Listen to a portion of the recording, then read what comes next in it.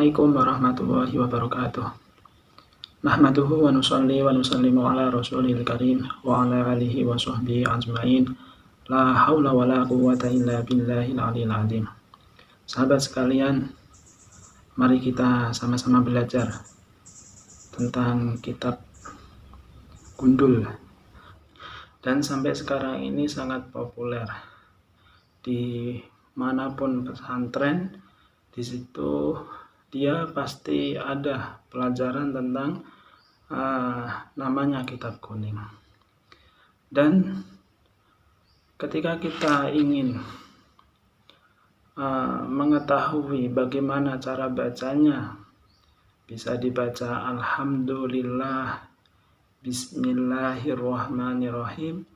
Di sini dia memerlukan daripada ilmu ataupun alat supaya kitab tersebut itu bisa terbaca sesuai irama.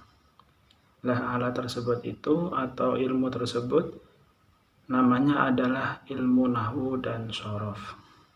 Dan kedua ilmu ini merupakan bagian daripada syarat mujtahid atau orang yang diberikan kebolehan untuk mencetuskan dari sebuah hukum. Ini harus paham dengan namanya ilmu nahwu dan ilmu shorof. Dan ini merupakan syarat baginya untuk mentafsirkan daripada Al-Quran dan Al-Hadis.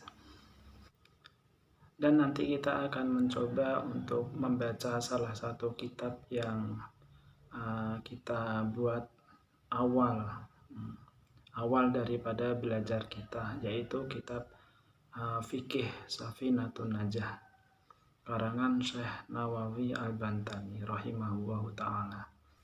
Dan sebelum kita mulai, jangan lupa sahabat sekalian untuk mensubscribe daripada channel ini dan juga like, share, dan komen supaya kita tambah bersemangat lagi untuk mengembangkan daripada channel ini dan kita dapat daripada manfaat yang banyak daripada ilmu-ilmu yang insya Allah nanti kita sampaikan kepada sahabat sekalian dan juga terutama untuk kita sendiri.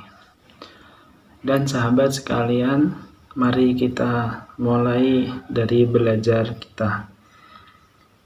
Bismillahirrahmanirrahim. Qala al-mu'allif rahimahullahu ta'ala wa nafa'ani bihi wa bi ulumihi fid dharain amin ya rabbal alamin. Bismillahirrahmanirrahim. Bismillahi kelawan nyebut asmane Allah Ar-Rahmani kang welas asih ing dalem donya lan akhirat, Ar-Rahimi kang welas asih ing dalem akhirat bloko namung kanggo wong mukmin. Nah, kita olah daripada bagaimana sih ilmu nahwu. Ilmu nahwu itu adalah ilmu yang di situ menerangkan tentang sebuah akhir kalimat yang di situ berhubungan dengan masalah i'rab. Dan nanti tentang masalah i'rab kita lanjutkan ke video-video berikutnya. Nah, di sini lafaz bismillahi. Bismillahi di sini ini kenapa dengan menggunakan kasrohnya mim? Karena alasannya bismillahi dengan kasrohnya mim adalah diambil dari lafaz mufrad ismun yang ketika di situ dia kemasukan huruf jar berupa ba, yaitu bi. Di sini bismillahi, maka di situ harus dijarkan karena lafaz ismun yang kemasukan dengan huruf jar berupa ba bermakna li ta'diyah, maka harus dijarkan. Dan jernya ini dengan menggunakan harokat, yaitu harokat kasroh. Adapun nanti juga ada tanda-tanda daripada kapan sih kalimat isim ataupun sebuah kalimat itu dia dijerkan, kemudian dijerkan dengan menggunakan apa. Nah, nanti kita terangkan pada video-video berikutnya. Dan juga di sini sahabat sekalian, di sini juga diterangkan dalam syarah-syarah daripada Safinatun Najah, yaitu kitab Kasyifatus Sajah. Dalam syarah tersebut, ini saya nukilkan dari lafadz Bismillahirrahmanirrahim tentang fadilah dan sebagian dari keutamaannya. Sahabat bisa dengarkan sama-sama atau disimak sama-sama. Bismillahirrahmanirrahim. Ikhtulifa fil basmalah hal hiya ayatun minal Fatihah wa min kulli surah. Yang maknanya di sini ada perbedaan pendapat oleh para ulama mengenai lafadz basmalah.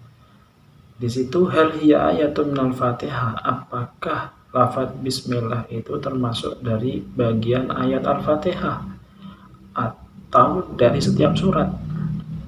Nah, ini pertanyaannya seperti itu. Ini terjadi perbedaan pendapat. Menurut madhab Malik, fa'inda Malikin annaha laysat ayatan minal Fatihah. Menurut beliau bahwasanya basmalah itu bukan termasuk daripada ayat Al-Fatihah, surat Al-Fatihah. Dan tidak pula bagian daripada setiap surat. Ini menurut daripada Imam Malik. Dan terus wa inda Abdullah bin Mubarak annaha ayatun min kulli surah. Namun menurut Imam Abdullah ibn Mubarak bahwasanya lafadz basmalah tersebut itu merupakan bagian ayat dari setiap surat hingga surat Al-Fatihah. Wa inda Syafi'i annaha ayatun minal Fatihah wa taraddada fi khairiha. Dan menurut Imam Syafi'i bahwasanya lafadz basmalah tersebut itu juga merupakan dari bagian surat Al-Fatihah dan juga setiap surat yang lainnya. Walam yakhtalifu fiha fi namli fi adiha minal Qur'an.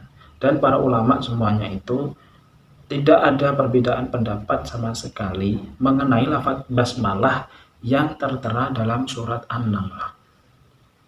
Ini bukan seperti daripada lafadz basmalah yang ada dalam surat Al-Fatihah. Karena basmalah yang ada dalam surat An-Naml ini hitungannya itu memang dihitung bagian daripada ayat Al-Quran. Fi adiha minal Quran. Para ulama itu tidak mempermasalahkan mengenai lafadz basmalah dalam surat An-Naml dalam bilangannya bagian daripada Al-Quran. Dan tentunya sahabat sekalian, ketika kita mengikuti daripada madhab Malik, ketika kita juga mengikuti madhab Hanafi, ketika kita juga mengikuti madhab Syafi'i dan Imam Ahmad ibn Hanbal, maka ya kita harus menyesuaikan daripada madhab-madhab beliau. Karena di Indonesia mayoritas menggunakan atau beriktikad ittiba dengan madhabnya Imam Syafi'i, maka ya menganggap bahwasanya lafadz basmalah itu bagian daripada surat Al-Fatihah itu harus. Karena dengan sendirinya ketika kita membaca surat Al-Fatihah pun dalam sholat tanpa memakai lafadz basmalah itu tidak sah. Karena tidak ada kesempurnaan daripada ayat, yang mana sebenarnya menurut madhab Syafi'i diterangkan ayat daripada Al-Fatihah itu juga lafadz basmalah. Ya sahabat sekalian, alhamdulillah telah kita dengarkan dan juga telah kita simak bersama tentang belajar kita kitab Safinatun Najah ini. Semoga apa yang kita dengarkan, apa yang kita simak bisa kita kesankan dalam hati kita, dan juga semoga bermanfaat bagi diri kita semua dan sahabat-sahabat kita yang lain. Saya tutup video ini, wabillahi taufik wal hidayah, waridho wal inayah. Wassalamualaikum warahmatullahi wabarakatuh.